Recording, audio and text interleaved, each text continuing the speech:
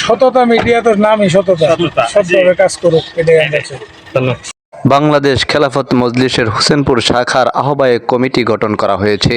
এই কমিটি গঠন উপলক্ষে বাংলাদেশ খেলাফত মজলিসের যুগ্ম মহাসচিব মাওলানা আতাউল্লাহ আমিনী আগমন করেন। কমিটি গঠন শেষে তিনি একান্ত সাক্ষাৎকার দেন সততা মিডিয়া 11-এ।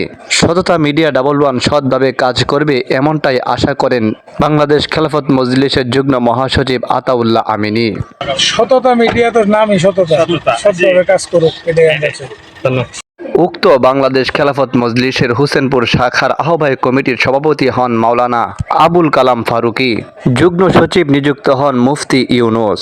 আগামী 28 সেপ্টেম্বর বাংলাদেশ খেলাফত মজলিসের কিশোরগঞ্জ জেলায় একটি মহাসমাবেশ আয়োজন করা হয়েছে। সমাবেশে উপস্থিত থাকবেন বাংলাদেশ খেলাফত মজলিসের মহাসচিব মাওলানা মামুনুল হক। সেই মহাসমাবেশকে কেন্দ্র করে হোসেনপুর থানায় বিভিন্ন কর্মসূচি পালিত হবে। মাওলানা আতাউল্লাহ আমিনী আশা ব্যক্ত করেন কিশোরগঞ্জের ওই মহাসমাবেশে হোসেনপুর থেকে বড় একটি জমায়েত সেখানে যাবে।